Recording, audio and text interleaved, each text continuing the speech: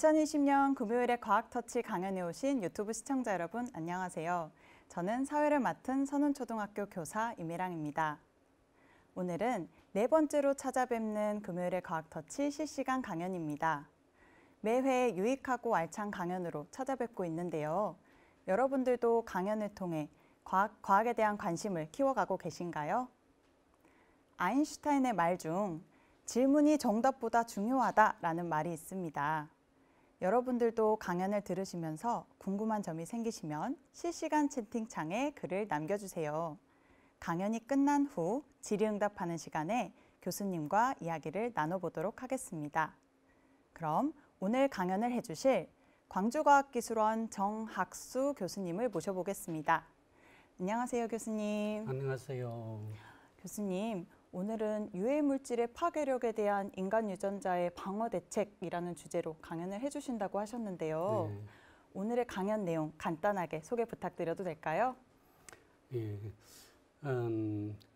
인간이 살면서 유해물질이 엄청 많거든요. 그러면 이런 모든 유해물질이 사람에 대한 파괴력은 다 틀립니다.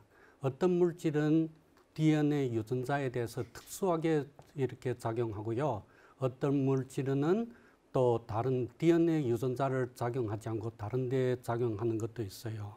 근데 요즘 들어서 저쪽에 구소련 어떤 원자력 발전소가 폭발한 사고도 있었고요. 그다음에 일본에서 어떤 원자력 발전소도 문제가 생긴 점이 있는데 점점 유전자에 대한 파괴력을 이렇게 파괴하는 유해 물질들이 많이 나타나고 있습니다. 그러면 유전자 자체가 이런 유해 물질에 대하여 어떤 방어 작용을 하고 있는지 오늘은 저희가 연구하는 어떤 제목에 따라서 다른 데서 검토하지 않았던 내용들을 간단히 소개하고자 합니다. 네, 교수님 말씀을 듣고 나니 유해물질과 인간 유전자 사이에 어떤 관계가 있는지 궁금해졌습니다. 그럼 교수님을 모시고 오늘의 강연 시작해 보도록 하겠습니다.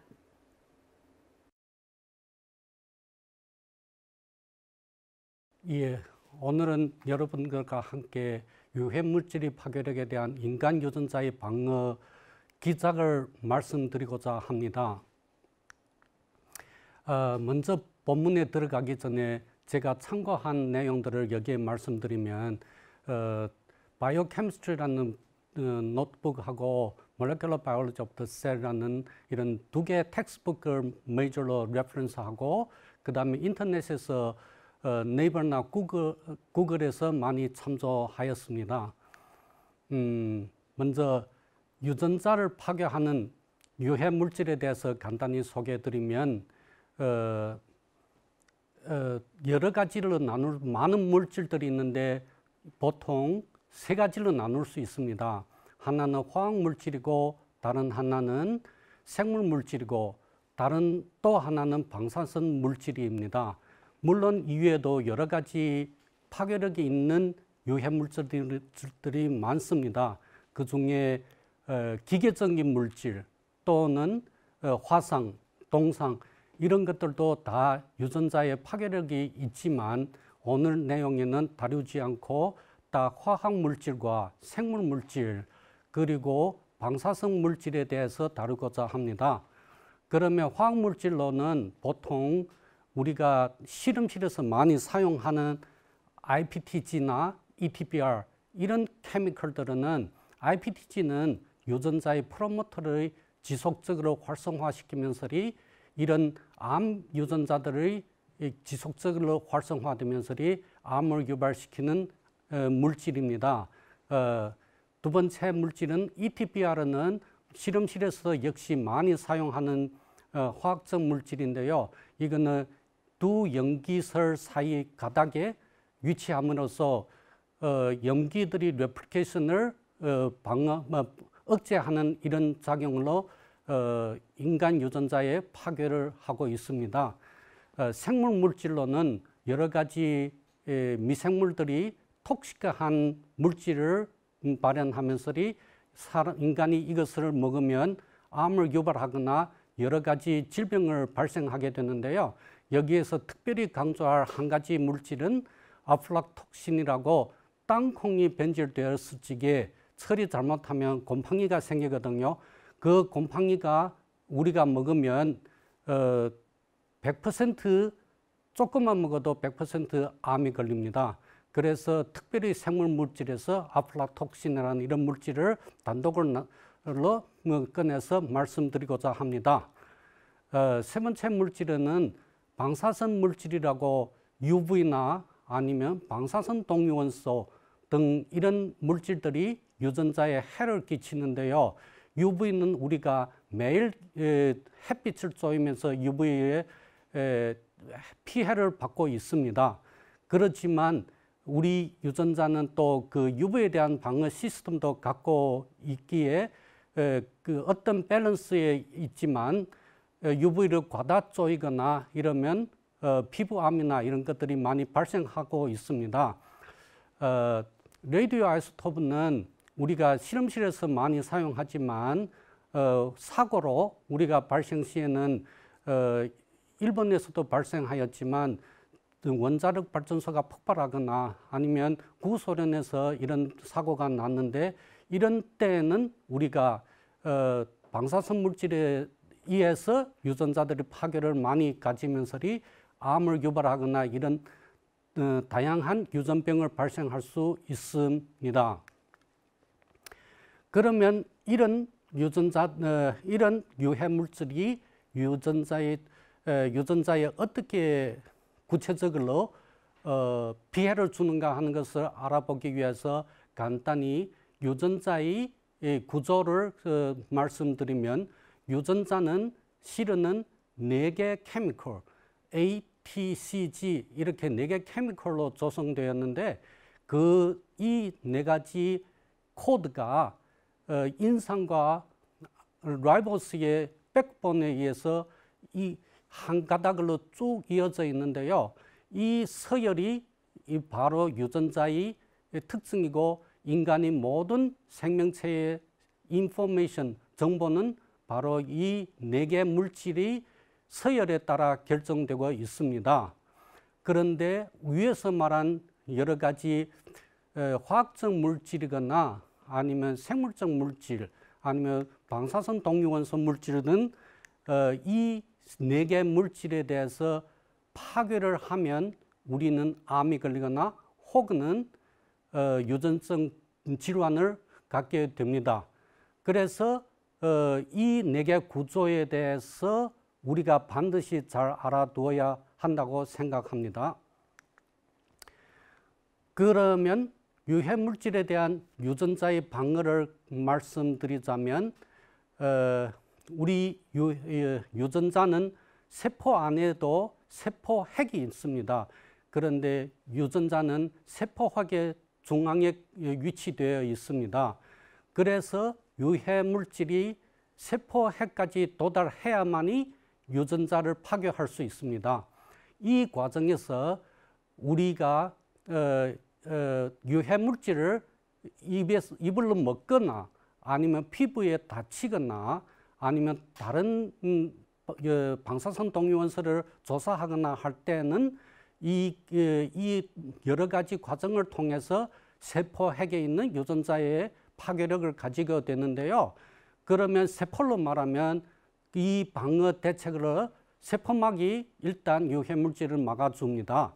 두 번째는 세포질에 있는 세포 소기관, 라이소솜이나 프록시솜 이런 세포 소기관들이 유해 물질을 파괴하면서 이런 유해 물질이 핵에 있는 DNA 유전자에 침입 못하게 막아줍니다. 그러면 이 두 가지를 거쳐서 걸러내지 못한 유해 물질이 핵에 들어가면 유전자 DNA를 파괴하는데 여기 DNA 주변에는 또 DNA를 파괴된 DNA를 리페어하는 리페어 시스템이 강하여서 어느 정도 회복을 많이 하고 있습니다. 그래서 우리가 매일 UV를 쬐거나 아니면 어느 정도의 방사선 동위원소를 쬐어도 우리가 밸런스 되어서 피부암이나 이런 것이 발생하는 확률은 많지 않습니다. 특히 우리가 고산지대에서 살고 있는 저기 나라들은 그런 높은 산지의 사람들도 UV에 엄청 많이 쪼이지만 그쪽을 조사해 보면 피부암이 발생 확률이 우리 평지에서 사는 사람만 높다고는 나오지 않습니다. 그것을 보면 UV나 이런 해로운 유해 물질을 우리가 조사하고 유해 물질이 우리에게 침투하였다 하여도 우리 인간은 충분히 이것을 방어할 수 있는 시스템을 갖고 있다고 생각합니다.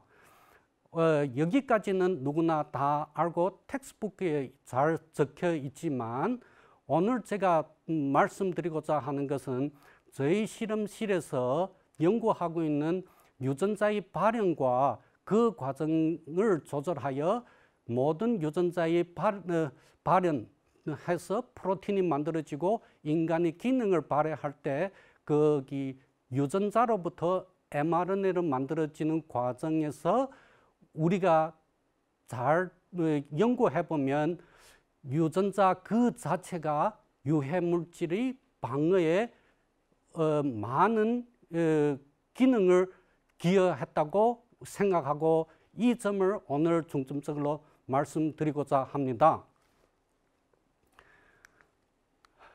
그러면 먼저 결론을 말씀드리기 전에 간단히 이 유전자의 구조와 기능 그리고 우리가 인간이 어떻게 돼서 인간이 되었는지 간단히 소개해 드리면 여기에 유전자 DNA는 이중 나선 구조로 선형으로 있습니다.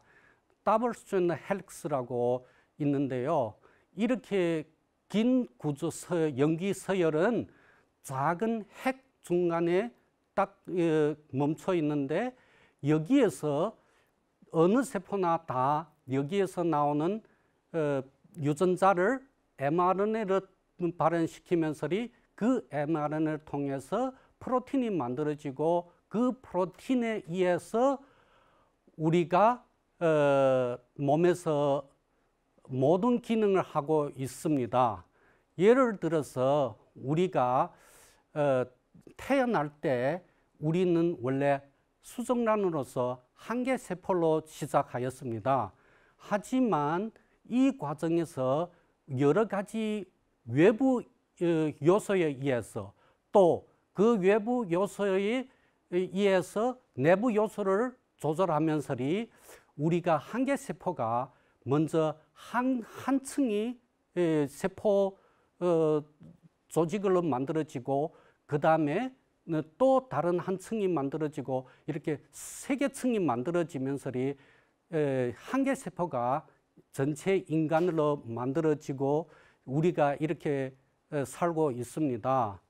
이 과정에서 우리가 보면 심장에서 발현되는 유전자와 골근육에서 발현되는 유전자는 완전히 차이가 나고 또 간에서 발현되는 유전자와 브레인에서 발현되는 유전자도 많이 차이가 있습니다. 모든 이런 차이는 유전자 차이가 아니고 모든 세포의 유전자 서열은 염기 서열은 똑같게 있습니다. 하지만 매개 세포에서 그 똑같은 유전체에서 어느 단백질을 발현시키는가에 따라서 그 세포는 간으로 되고 어느 세포는 심장으로 되고 어느 세포는 브레인으로 되고 어느 세포는 골근육으로 되고 있습니다. 이 과정이 아주 복잡한데요. 주요하게 간단하게 소개해 드리자면 우리 인간 유전체에서 어느 부위에 유전자를 발현시키는가에 따라서 조절되는데요. 만약에 우리 유전자에서 mRNA를 만드는 엔자임은 효소는 딱 세 가지밖에 없습니다.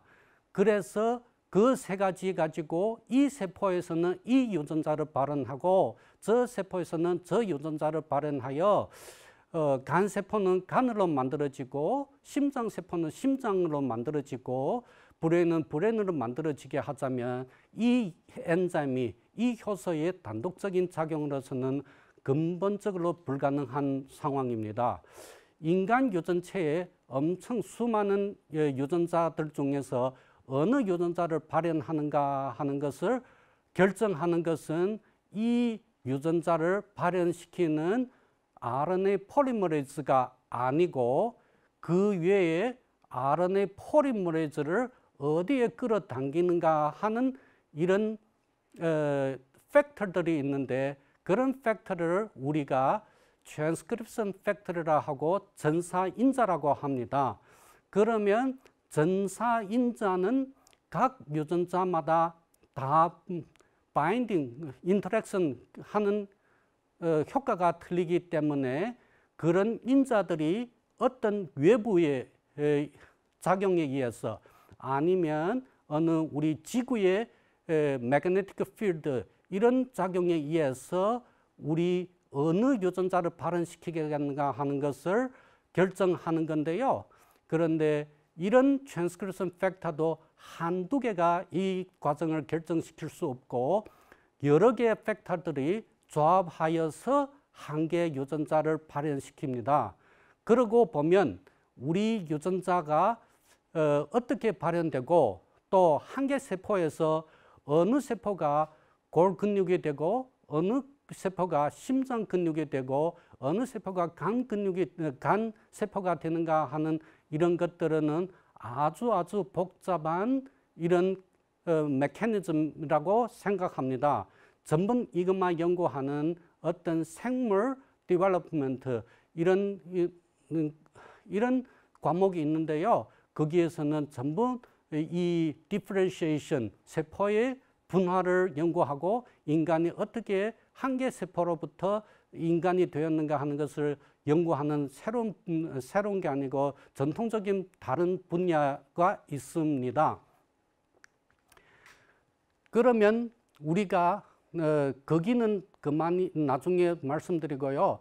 중요한 거는 우리 이 유전자를 자세히 잘 보고 이 유전자가 어떻게 우리 유해 물질을 파괴력을 방어하는가 하는 것을 잘 생각하고자 합니다. 그러면 이 유전자는 우리가 총 길이가 얼마인가 하게 되면 인간 유전자는 2 곱하기 3 곱하기 10의 9승의 염기쌍이 있습니다. 2라는 것은 우리가 아빠와 엄마에게서 받은 두 개 유전자이기 때문에 2를 곱하고요. 3 곱하기 10의 9승은요. 우리 염기 서열이 한 개 유전체에서 이만큼 많은 10억이죠. 3 곱하기 10의 9승이면 30억 염기 서열이 있는데요. 그것을 한 줄로 쭉 올리면 바닥으로부터 올려 쌓이면 벽돌처리 올려 쌓이면 총 길이는 180cm가 됩니다. 일반 사람 키보다 평균 키보다 많이 높죠. 이렇게 큰 유전자 염기 서열이 우리 몸에 있는데요. 그것도 매개 세포 안에 모두 다 이만큼 담겨져 있습니다. 그리고 또 이 3 곱하기 10의 9승의 이런 염기설 안에 우리 유전자가 몇 개 있는가 하게 되면요. 2만 개 내지 3만 개. 왜 2만 개에서 3만 개로 이렇게 많이 넓은 범위를 정해져 있는가 하게 되면요. 우리 한 개 세포에서는 이렇게 많이 2만 개, 3만 개씩 발현될 수가 없습니다. 매개 세포마다 자기 자체가 필요한 유전자만 발현시키거든요. 그러면 간 세포에서 발현되는 유전자는 한 15,000개 정도 되고 심장에서 발현되는 거는 한 11,000개가 되고 그런데 그 중에 여러 개에서 모든 유전자를 총 합치면 인간 매개세포 안에 DNA는 염기서열은 유전자 정보를 가진 것이 2만 개 내지 3만 개라고 합니다. 이렇게 넓은 숫자로 표현된 원인 중에 다른 한 가지는 아직까지 우리가 이기에 대해서 완벽하게 밝히지 못했기 때문에 그렇습니다. 지금도 새로운 유전자를 발견할 수도 있고 또 정하고 있고 지금 매일 이런 일들이 논문이 나오고 있습니다. 그러면 한 개 유전자가 자기가 만약에 필요하다, 이 세포는 이 유전자를 반드시 발현해야 되겠다 할 때는 그 유전자의 트랜스크립션 팩터들을 모여가지고 RNA 포리머레이즈를 통해서 mRNA라는 걸 만들어내는데요. 이 mRNA는 프로틴과 유전자, DNA 사이에서 DNA에 있는 유전자의 정보를 프로틴에다가 옮기는 중간 역할을 하는 것이 mRNA라고 생각하시면 되겠습니다. 한 개 유전자가 발현 시에는 수십 개의 mRNA를 발현시키고요. 이 수십 개의 mRNA에서 그 중에 한 개 mRNA는 한 시간당 140개 정도의 단백질을 만들어냅니다. 우리 학문적으로는 번역을 한다고 트랜슬레이션이라고 합니다. 왜 트랜슬레이션인가 하게 되면 유전자의 DNA의 정보를 누구도 읽지 못하는 것을 mRNA를 통해서 우리가 기능을 할 수 있는 세포에서 필요한 기능을 할 수 있는 단백질을 만들기 때문에 우리 유전자 정보를 번역하여서 단백질을 만들어서 인간이 그 기능을 활용하는 것 때문에 트랜슬레이션이라고 합니다. 그러면 우리가 옆에서 그림을 보다시피 DNA는 레플리케이션 하면 세포가 증폭합니다. 우리가 수정란으로부터 인간이 되는데 세포가 어마어마 많이 증폭했는데요. 여기에는 항상 DNA 레플리케이션이 되고 있는데요. 이 레플리케이션은 뭔가 하게 되면 또 DNA 폴리머레이즈가 있습니다. 그래서 DNA 폴리머레이즈가 이 DNA를 레플리케이션 시키면 세포가 증폭하는데요. 여기에서도 DNA가 어디서부터 증폭하는가 하는 것도 거기에 다 DNA 구조에 다 담겨 있습니다. 오늘은 그쪽은 말씀 안 드리고 우리가 DNA를 증폭하는 것은 세포가 증폭되는 거고요. 그 다음에 DNA에서 RNA를 만들어질 때는 이 세포가 어떤 단백질이 필요하기 때문에 mRNA를 만드는 것이에요. 그러면 이런 거는 외부의 어떤 자극에 의해서 신호에 의해서 전달되면 어떤 특이한 딱 필요한 유전자만 이렇게 DNA로부터 mRNA를 만들어지고 mRNA로부터 프로틴이 만들어지고 있습니다. 그런데 우리가 항상 명심해야 될 것은 우리가 생각해 보시면 180cm 되는 총 길이 이렇게 긴 이런 물질이 세포핵이라면 20 마이크로라면 엄청 작은 이런 작은 공간에 들어가 있어야 되는데 그러면 엄청 많이 접혀져 있어야 되겠죠. 그런데 이것은 우리가 나선형으로 이렇게 형성된 구조이기 때문에 그걸 이렇게 감싸고 이렇게 폴딩 하자면 이 안에는 어마어마한 에너지가 들어가고 있습니다. 이 에너지들은 모두 다 우리가 매일 먹는 밥을 먹으면 우리가 세포 소화하면 간에서부터 모든 어느 조직에서나 모두 글루코스를 받아들여서 거기에서 ATP를 생성하고 이 생성한 ATP들은 이 유전자들이 그 좁은 공간에 촉촉이 이렇게 컴팩트하게 들어설 수 있는 큰 에너지를 여기에 담아 놓고 있습니다. 이런 상황은 오지는 않겠지만 어느 날 우리 세포가, 우리 한 사람이 모든 세포가 동시에 팍 터져서 이 에너지를 쏟아낸다면 이 에너지는 어떤 작은 원자탄 같은 그런 생각을 할 수도 있습니다. 다시 말하면 이 사람이 살고 있는데 사람 몸 안에는 우리 에너지가 엄청 많이 잠겨져 있습니다. 그래서 이 세포에서는 여기 슬라이드에서는 우리가 명심해 둬야 될 것은 180cm 되는 유전자 염기 서열이 그 조그만 공간에 촉촉이 잠겨 있는데 거기에는 에너지가 엄청 많은 하이톤으로 우리가 살고 있다는 것을 알고 계셔야 합니다.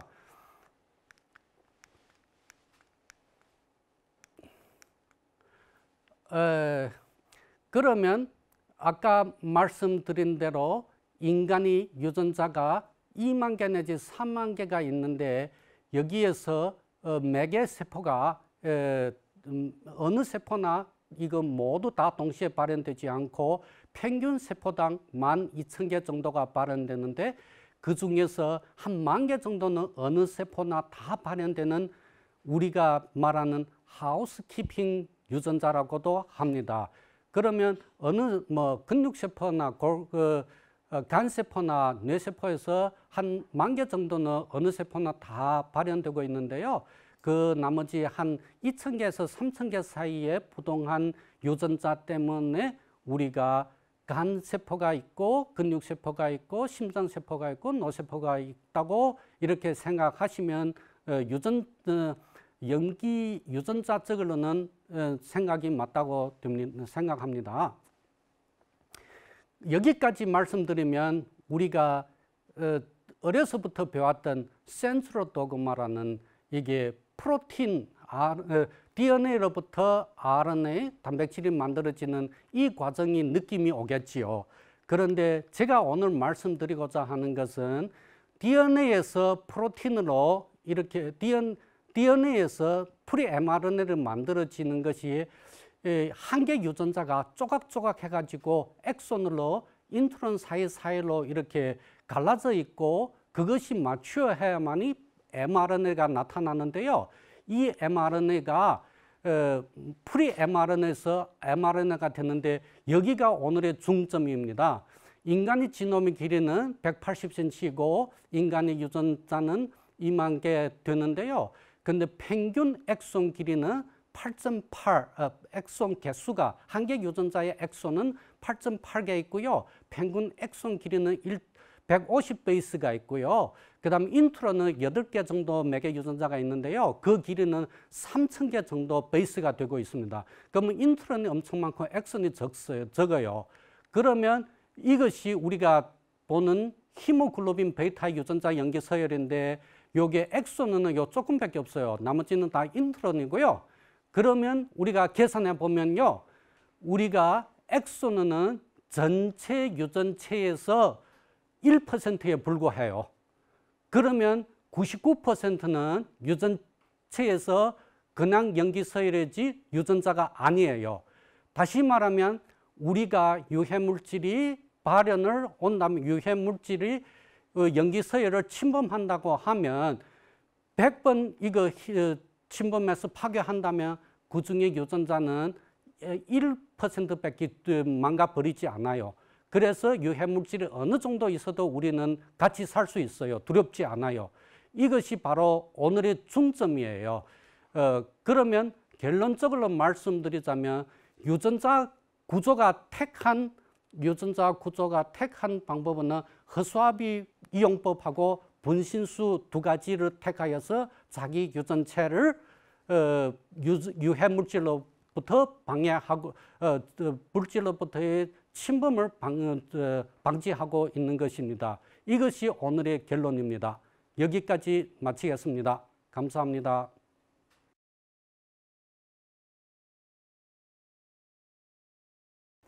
유익한 강연을 해주신 교수님께 감사드립니다. 감사합니다. 강연에 대한 질문들을 선별하는 동안 교수님과 몇 마디 이야기를 나눠보겠습니다. 교수님, 오늘 온라인 강연 해보신 소감 어떠셨을까요? 처음 이런 강연을 해보는데요. 마음이 많이 떨리고 어떤 연예인이 됐다는 느낌도 있고요. 그런데 많은 부족한 점이 있는데 여러분들이 들으면서 많이 이해해 주시면 감사하겠습니다. 네, 아마 오늘 교수님의 강연 시청자분들께서 흥미롭게 들으셨을 거라 생각합니다. 감사합니다. 네, 질문들이 모두 준비되어서 질의응답을 시작해 보도록 하겠습니다. 질문에 대한 답변 부탁드려도 될까요? 예. 네, 먼저 첫 번째 질문입니다. 인간의 유전자는 자가 치료 능력이 없나요? 라고 질문을 주셨어요. 예. 여기에 더 답드리자면요. 아까 처음에 살짝 말씀드린 대로 인간 유전자가 자체적으로 리페어 시스템이 되게 강합니다. 어느 정도 유해물질이 들어와도 그걸 리페어하고 우리가 항상 건강히 살 수 있습니다.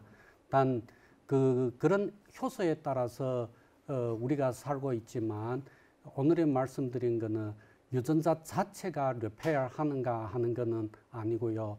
유전자 자체는 많은 거기에 허수아비 처리, 많은 염기서열을 거기에다 넣어놓고 그 중에 1%만 자기가 사용한다는 이 점에서 어떤 유해물질과 싸움에서 한 수 위이지 않을까 그렇게 생각합니다. 네, 그렇군요. 네, 다음 질문 드리도록 하겠습니다. 개나 고양이 같은 동물의 유전자 발현과 방어 체계도 인간과 비슷한가요? 그걸 지금 매개 동물이나 매개 종류에 대한 식물이나 이런 것들이 방어 체계가 많이 틀릴 수 있다고 생각하는데 여기에 대해서는 각각 그 분야를 연구하는 그런 전문가만 답할 수 있고요. 제 느낌에는 이렇게 보면 그것이 사람과 똑같은가 그거는 아닌 것 같습니다.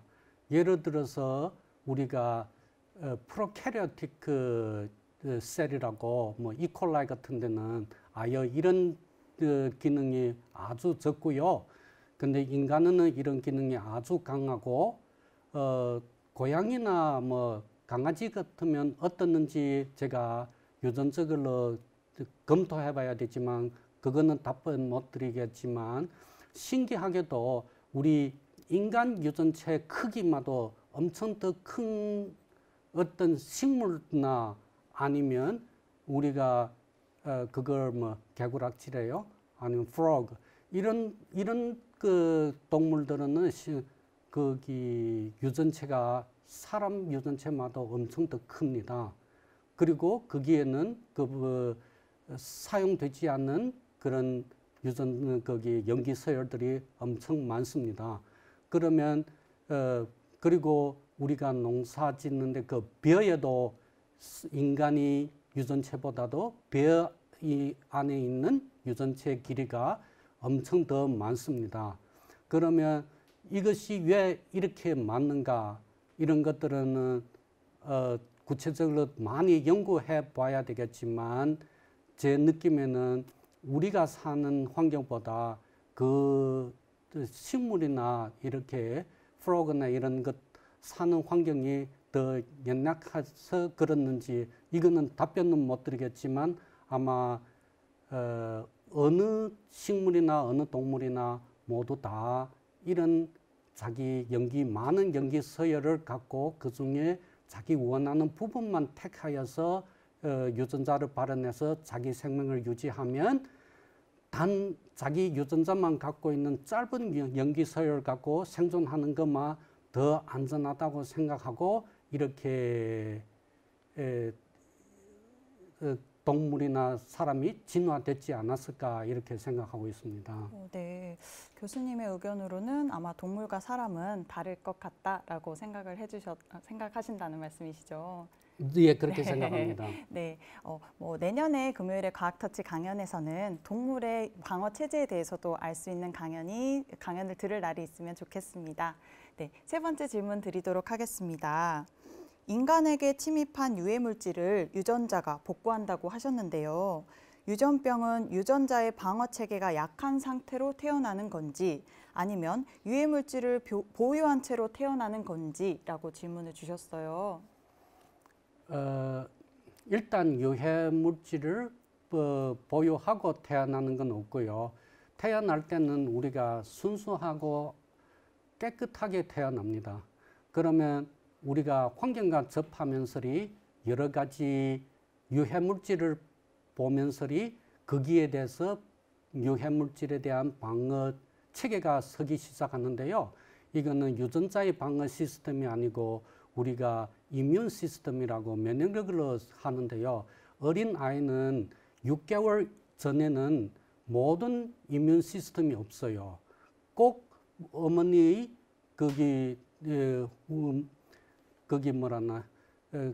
젖을 먹고 거기에 있는 면역적인 인자를 가지고 생존하게 됩니다.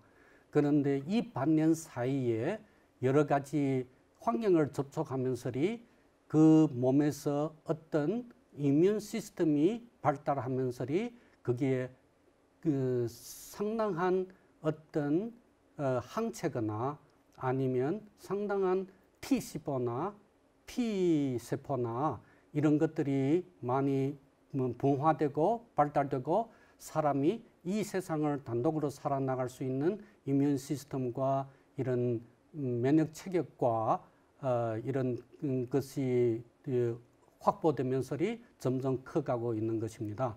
그런데 유전적으로 방어 시스템은 태어난 대로 그냥 1%만 유전자고 그냥 99%는 그냥 염기 서열로서 그 자기 유전자를 거기 염기 서열 사이사이에 감추고 있다고 이렇게 태어날 때부터 그렇게 감추고 있다고 생각합니다. 네. 그러면 방어 체제가 약한 상태로 태어나는 것이 아니라 자라나면서 면역력 체계가 환경에 따라 달라진다라고 이해하면 될까요? 맞습니다. 네. 네. 다음 질문 드리도록 하겠습니다. 한 분께서 개인적인 이야기를 하시면서 질문을 남겨주셨는데요. 저는 최근 건강검진에서 백혈구 수치가 낮다는 검사 결과를 접했습니다. 의사 선생님께서 특별한 치료는 요하지 않다고 적절한 치료 방안을 제시해 주시지 않았습니다. 백혈구 수치 부족의 유전적 원인과 이를 개선하기 위한 방안이 궁금합니다. 라고 남겨주셨어요. 제가 실은 저도 메디컬 스쿨 졸업했어요. 그렇지만 절대 의사 한 적은 없고요. 그냥 연구만 했어요. 그래서 여기에 대한 직접적인 답은 드리지 못하지만 백혈구가 일시적으로 낮을 때는 뭐 영양을 부족하거나 충분한 영양을 섭취하고 운동을 하면 회복할 수 있고요. 그런데 만약에 우리가 이제 유전자의 유해 물질을 많이 우리가 접촉했거나 거기에 따라서 뭐 방사선 동요원소를 많이 접촉, 거기에 따라서 문제가 생긴다면 그거는 유해 물질을 피하는 게 최고고요. 다 특별한 의사 선생님 말씀도 많이 맞는 것 같아요. 특별한 치료는 필요 없고 거기 영양을 잘 하시고 운동을 잘해서 T细胞 세포나 아니면 항체들을 많이 제거하고 면역력을 증가시키는 것이 우선적인 것 같습니다. 네. 교수님의 의견도 영양을 충분히 하고 운동도 열심히 해서 또는 환경적으로 유해 물질을 조금 덜 접촉하는 방향으로 하면은 좀 더 좋을 것 같다는 말씀이신 거죠? 맞습니다. 네. 다음 질문 드리도록 하겠습니다. DNA 염기 서열에서 4개의 염기 조성에 대해 설명해 주셨어요. 이 중 티아민을 대표로 설명해 주셨었는데요. 이 외에 A, G, C 염기도 방사선의 영향을 받는지 질문을 남겨주셨어요. 우리가 모든 문제를 생각할 적에요. 거기 한 가지만 생각하면 안 되고 어떤 분류를 해서 생각하셔야 됩니다. 그러면 아까 우리가 유해물질을 말씀드릴 때도 분류해서 화학적 물질 아니면 생물적 물질 아니면 방사선 동위원소 이렇게 분류해서 하는 목적은요. 거기에 따라서 매개의 분류에 대해서 우리가 방어 체제가 다 틀리고 우리가 조치를 취해야 하는 것이 다 틀리고 있습니다. 그래서 그 방사선 동위원소 여기에 4가지 염기 서열에 대해 염기에 대해서 동등하게 문제가 생기는가 거기에는 그 분류에 따라 틀립니다. 우리가 누가 뭐 원자탄을 탁 터뜨렸다면 그거는 연기뿐만 아니고 모든 사람이 타버리니까 그거는 뭐 어느 연기에 관계없이 그냥 유전자를 완전히 없애버리는 거고요. 그 다음에 적당한 이런 연기 서열, 적당한 방사성을 띄울 때는 제일 먼저 우리가 메커니즘 발견한 것이 사이민 다이머라고 2개 T가 같이 있으면 UV나 이런 방사선 동위원소에 의해서 그것이 용합돼서 2개로 나누지 않고 하나 물질로 됩니다. 이렇게 발생하는 유전적인 질환들이 많은데 이거는 그 적당한 많이 찌우지 않고 적당히 UV를 찌우거나 아니면 방사선 동위원소를 찌울 때 사용되고요. 그리고 다른 물질 ACG에도 여러 가지 변화를 일으키는데 특별히 이 찌움으로써 ACG가 다른 물질로 변한다는 이런 보도까지는 아직까지는 저는 못 봤습니다. 아, 그렇군요. 네. 그럼 또 다음 질문 드리도록 하겠습니다. 개인 유전자 검사로 미래의 발병을 어느 정도 예측 가능할까요? 라고 남겨주셨어요. 개인의 유전자 검사로 미래의 발병을 어느 정도 예측할 수 있을까요? 이런 문제들은 아주 큰 문제인데요. 그 답을 하자면 3일 답해도 못하는 되게 큰 문제인데 간단히 말씀드리자면 요즘 퍼스널 메디슨이라고 개개인이 유전자를 피를 한 방울 갖고 모든 유전자의 서열과 어느 뮤턴트가 생기고 있는가 이것을 사람이 어느 날에 암이 발생하겠는가 이것까지 통계학적으로 예측할 수 있는 우리 기술을 지금 확보하고 있습니다. 실험실에서 예전에는 한 인간이 한 사람이 유전체를 시퀀싱 연기 서열을 할 때 한 10년 전, 20년 전에는 10년이 걸렸습니다. 그런데 지금은 한 사람이 연기 서열을 처음부터 마지막까지 싹 검사하는데 하루 2날이면 되고요. 실험하는데 2날이면 되고요. 분석하는데도 2, 3일이면 됩니다. 그러면 일주일이 되면 이 사람이 어느 유전자가 어떤 뮤턴트 생기고 어느 위험성이 있고 이것이 매일매일 1년에 한 번씩 검사하면 1년에 한 번씩 틀립니다. 그러면 의사 선생님께서는 넌 어떤 암이 유발할 수 있으니까 그걸 조심하고 어떻게 점검을 해야 된다. 이렇게 예측할 수 있는 날이 거의 와 있다고 생각합니다. 그래서 여기에는 우리가 생물하는 사람들이 이제는 그냥 실험하고 화학을 하고 생물을 하면 안 되고요. 수학도 잘해야 되고 컴퓨터 소프트웨어 통계학적으로 빅데이터를 처리하고 이런 것들을 모두 다 잘해야만이 진정한 현대 생물학자가 되고 그 다음에 개개인의 퍼스널 메디슨이라고 나중에는 우리가 똑같은 암이 걸려도 제가 걸린 암은 어느 뮤턴트 때문에라는 연기 서열을 알기 때문에 그 연기서열을 치료하는 데 중점을 두고 치료하니까 퍼스널 메디슨이라고 개인 의학적으로 암을 치료할 수 있는 날이 어느 땐가는 올 수 있다고 생각합니다. 그렇군요. 머지않아서는 개인 유전자 검사로 질병을 다 예측하고 또 준비할 수 있는 날이 빨리 오기를 기대해 보겠습니다. 네, 다음 질문 또 이어서 드릴게요. 생명체가 작으면 유전체도 작고 생명체가 크면 유전체도 크다고 생각하면 될까요? 금방 말씀드린 대로 모든 것은 다 이렇게 분류로 생각하시면 되는데 이 체격적으로는 이 생각이 진짜 맞는 말씀이세요. 작은 미생물 이콜라이 하고 우리가 큰 동물 뭐 개나 소나 아니면 인간을 보면 다 차이가 있는데요. 크면 클수록 유전체도 크기는 커요. 그런데 사람과 거기 개구리, 올챙이를 말하면 올챙이 유전자가 엄청 더 많아요. 유전체가 염기서열이 엄청 더 많아요. 사람보다 벼의 유전체 염기서열이 엄청 더 많아요. 그러니까 특이성도 있지만 체계적으로는 염기서열이 동물이 크면 염기서열도 큽니다. 네, 그렇군요. 마지막 질문 드리도록 하겠습니다. 그러면요, 유전자의 방어 능력을 강화할 수 있는 방법들이 따로 있을까요? 아까 말씀드린 대로 유전체 자체는 우리가 태어나서부터 갖고 있어서 어떻게 스페시픽하게 그것을 강화할 수 있는 능력이 있는지 없는지 지금은 연구 중이고 결론은 내리지 못하고 있습니다. 하지만